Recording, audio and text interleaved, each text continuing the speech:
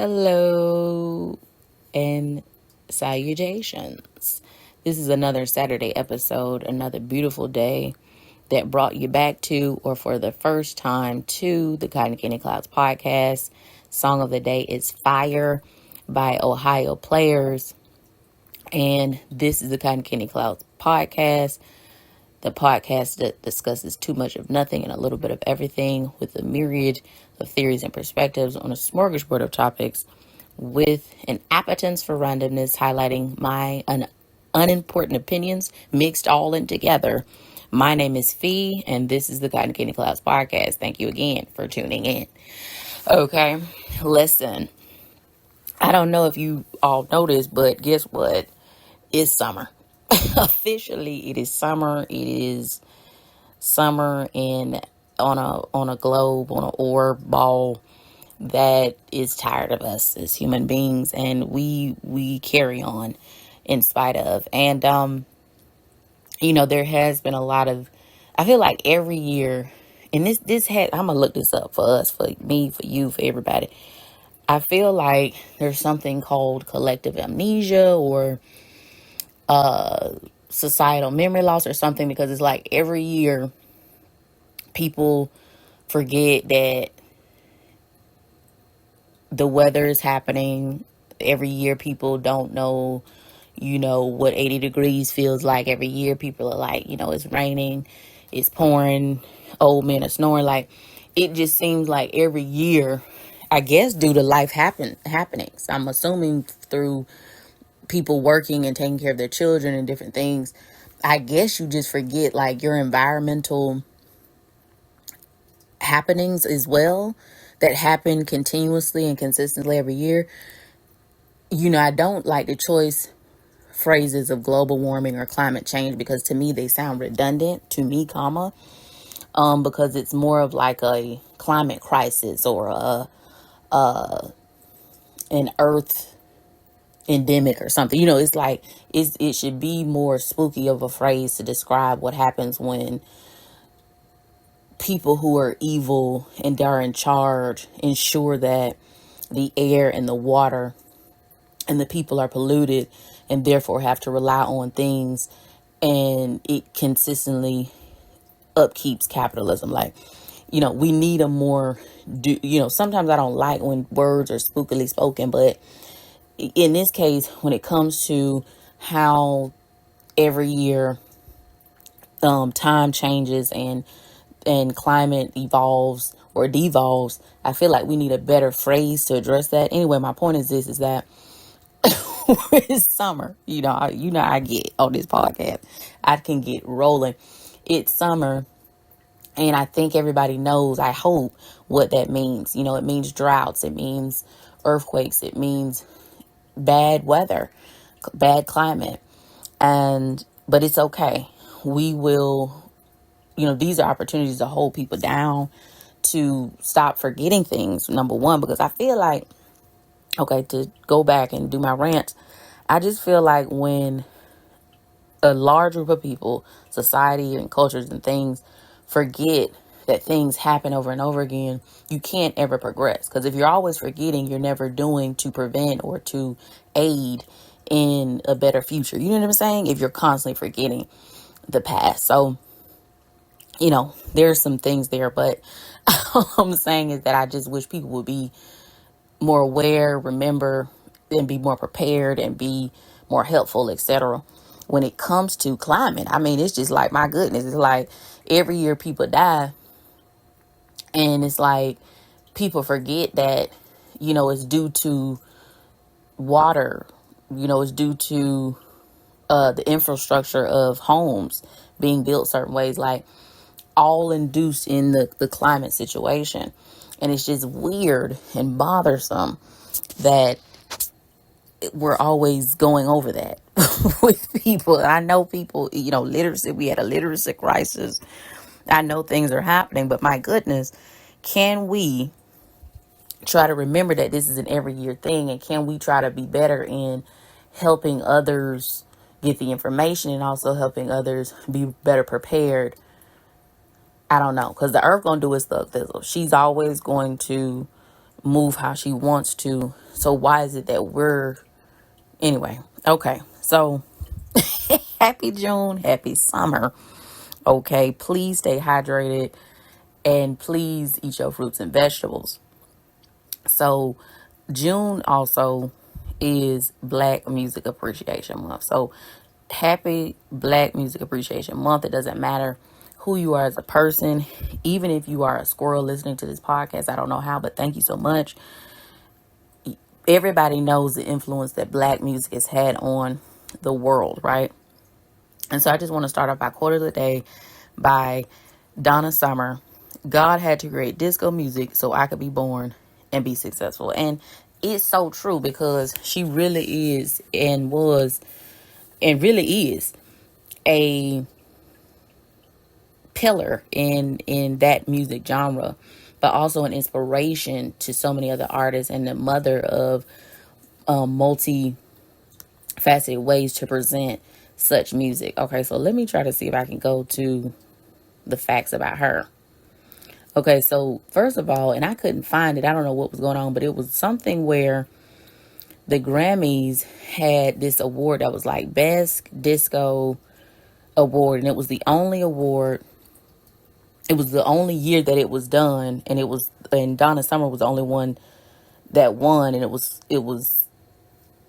because disco, the genre, if you don't know, is a whole genre that, of course, Black people were in, and unfortunately for, I guess, others, I don't know who, we took over, we did our thing, we made our impression upon the sands, and once that happened, they closed it out. Anyway, so Donna Summer, I'm trying to think. Okay, so she did get favorite disco artist, favorite disco album, favorite disco single in 1979. That might be what it is, but it's for the American Music Awards. I thought the award that I was talking about was for the Grammys, but she did win.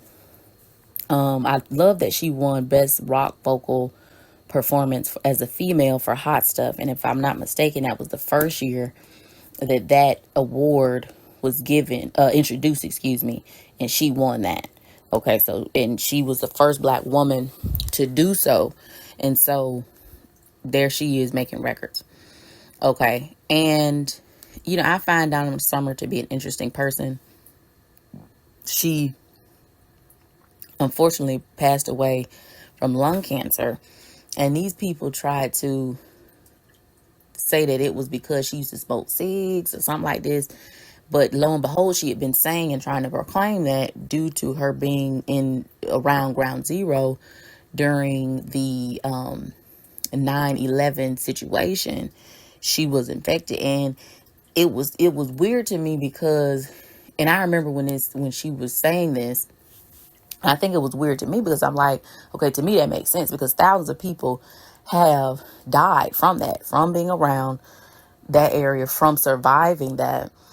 And it's like, okay, so why Donna Summer can't say that? You know what I'm saying? I'm like, damn, and they tried to blame it on, well, she used to smoke, or she was infected by secondhand smoking from her playing at clubs and things. And I was like, what in the world is wrong with these people? Because let's say she did all that, she still could have been more affected by ground zero, because that was a way different kind of,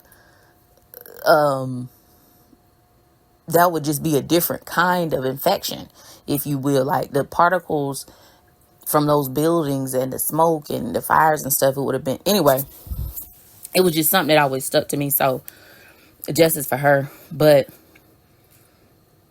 she was inducted to the Rock Hall of Fame in 2013.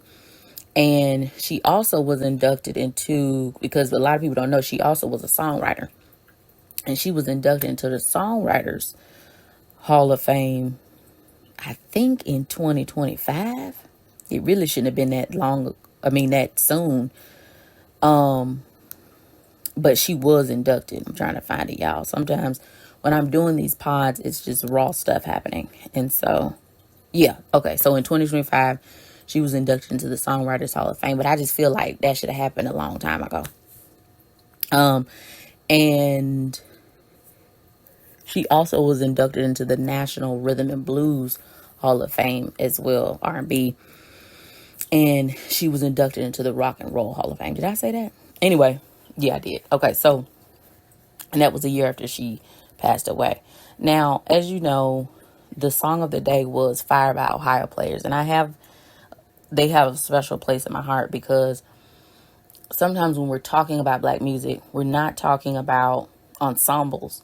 We kind of, whenever we talk about ensembles, bands, we're always referring back all the way back to blues and jazz. But in the 70s and the 80s, you know, these people were doing their thing and are now, you know, even their sons have taken over and all this kind of stuff. You know, they switch out different members. One of the shows that I think you guys should watch that to me does a good job in encapsulating unsung, unknown history in black music history is the show Unsung. I don't know if you have, I haven't had cable in thousands of years, but if you have it, it's on TV1. If you don't, I'm sure you can find like episodes of the show Unsung. And it's so good because it focuses on groups or individuals and bands within black music that aren't appreciated enough or known enough or died too soon or different things like that. And they get a chance to talk about their lives, or others can talk about their lives. And I like that. And I think all three of these groups that I'm about to say that I really love, and I need y'all to do me a huge favor and go and get into their music. I think all three of them have an unsung episode. So that's Lakeside, Ohio Players, and Confunction. I need y'all to do me a favor. Lakeside, Ohio Players, and Confunction. Look up their music. You know, this is what I call black music. This is, you know, it's the summertime and all of them have great summer hits where the whole family can jam to. But they also have ballads too, to me, and R&B songs that also hit, that are kind of, again, unsung, underappreciated. And yes. Okay, so happy Black Music Appreciation Month. Look them up. But I'm not done with the facts. Okay, so happy Pride Month as well, because this is one of the people that to me is so interesting. So Gladys Bentley is a trailblazing career musician and drag star who began to make a name for herself at 16 after answering a call for a male pianist at a gay speakeasy in New York called Harry Hansberry's Clam House. She performed in men's attire, and she had her hair cut short, and she was singing her own risque lyrics to popular songs in a growling male imitation voice. This is Gladys Bentley's life is very fascinating to me because, like a lot of people back then, they changed their life, I'll just say, to reflect that of the status quo. But in her prime, I guess, of entertainment, she was a very interesting figure, and she's only just recently been talked about a lot. But I would call her a LGBTQA plus. Yeah, I don't know this stuff, but I feel like she would be someone to highlight within that. Another person who is amazing and a trailblazer, and actually nicknamed the godmother of soul and rock, is Sister Rosetta Tharpe. Okay, she started her career in gospel music, and then her secular instrumentals combined with those gospel lyrics transcended into rock, and that she was such an inspiration that, you know, the likes of Elvis Presley and Jerry Lee Lewis imitated her. Because it's beyond influence, imitated her. Ella Fitzgerald, you know, a fellow Taurus, shout out to Taurus. But Ella Fitzgerald became the first black artist to win a Grammy in 1958, and she won two. And she is a legendary jazz singer, winning Best Jazz Performance and Best Female Pop Vocal Performance. Okay. Then you have, again, this is raw info.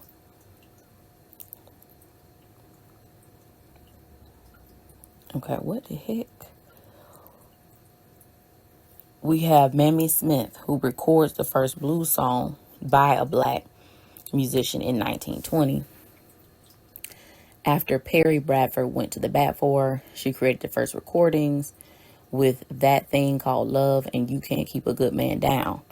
And the label execs, of course, due to racism, received threats of boycotts ahead of the recording. However, those songs became such a commercial success. It opened the door for, of course, artists like her. Now, did y'all know that Black Music Appreciation Month was initiated by President Jimmy Carter in 1979 and is an annual celebration of African American music in the United States?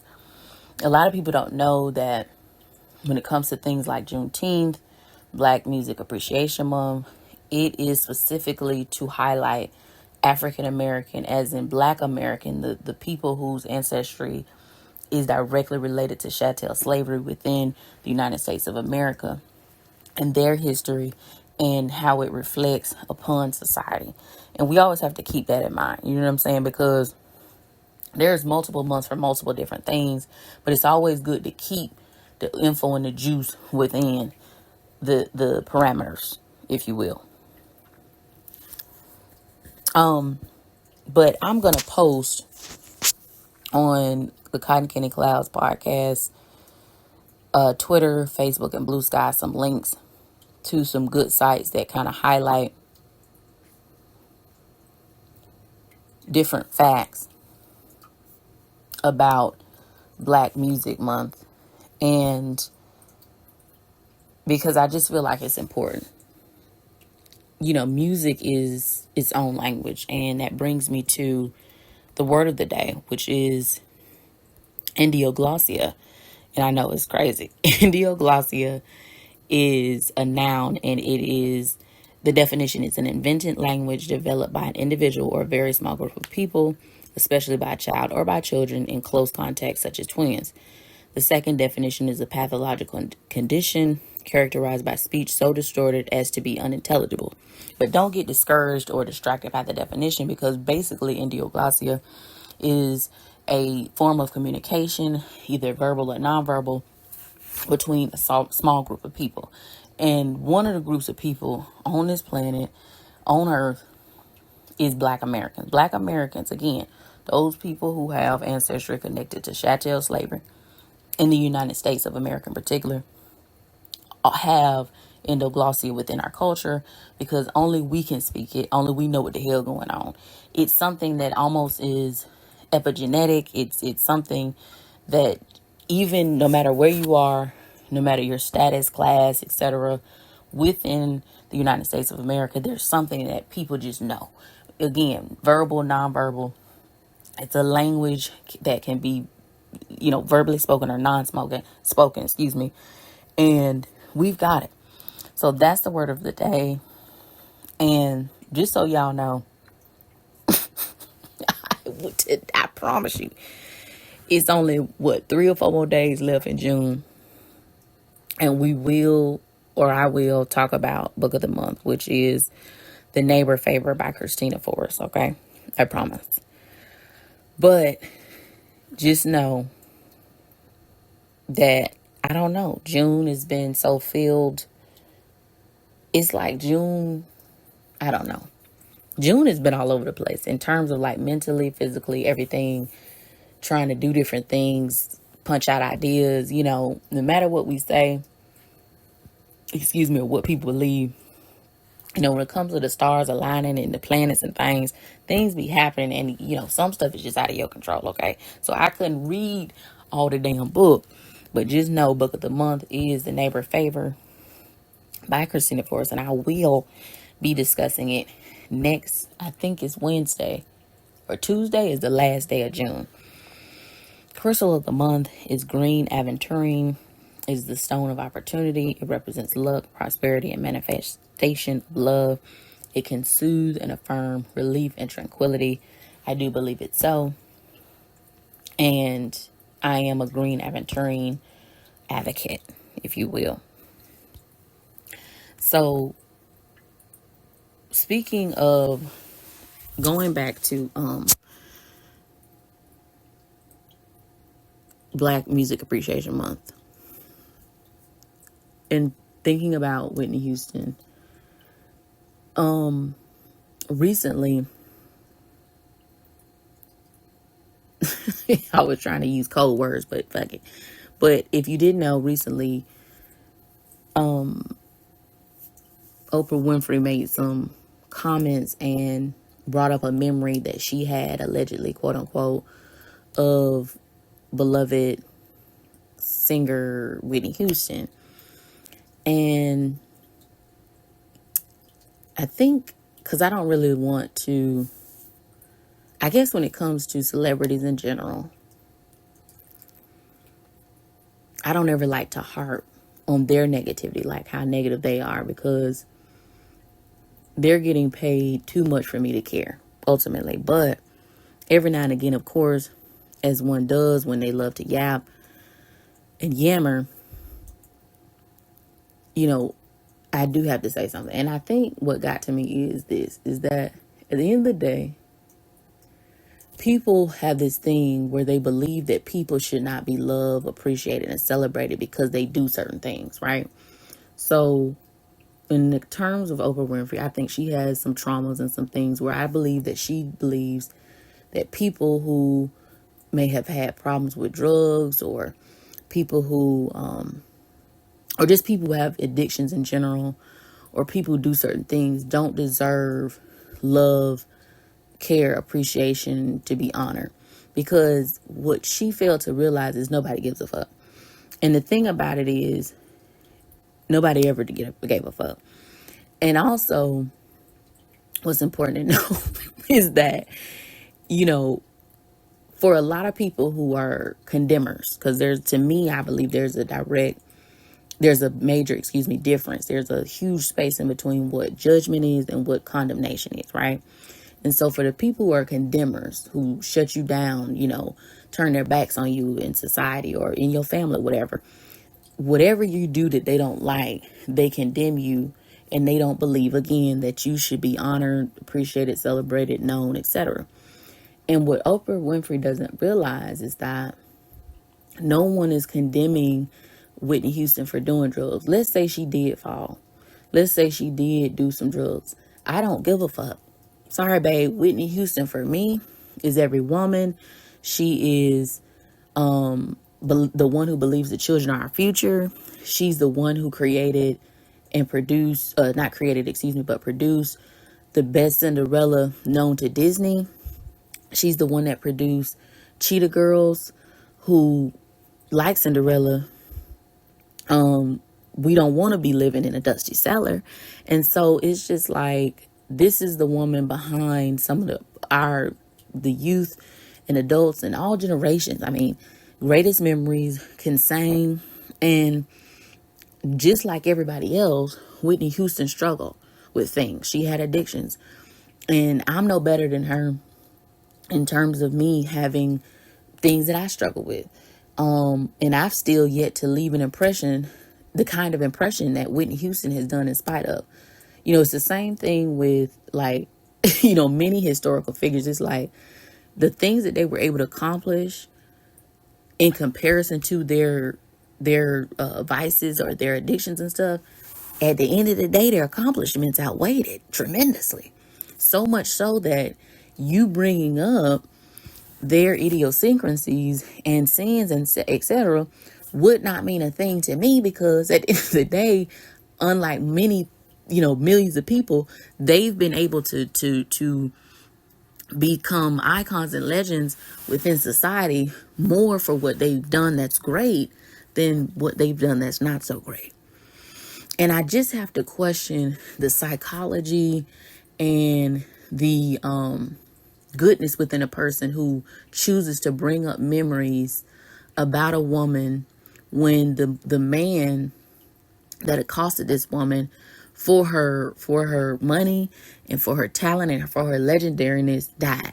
Because remember, Clive Davis just died. That's who died recently. But you're choosing to bring up Whitney Houston falling backstage. These are the choices of the people that we've pedestalized. And I just, we've got to reflect on that. But at the end of the day, my point is this. It's June. We got a few more days left. It's Black Music Appreciation Month. Celebrate it by listening to Whitney Houston. Celebrate it by listening to these wonderful, beautiful artists who don't have, because my thing is a crime against humanity is what we need to focus on. If you commit a crime against yourself, that's you and your business alone. You committing a crime against humanity, that's a crime against humanity. And Whitney didn't commit that. So happy, again, Black Music Appreciation Month. Listen to some Whitney Houston. Listen to some Ohio players. Listen to some Lakeside. Listen to Confunction. Get your groove on. It's summertime. Take your clothes off and make sure you stay hydrated, okay? And enjoy yourself, okay? Let's celebrate life and the good life of good people, all right? A few more days left in June. I'll talk to you later.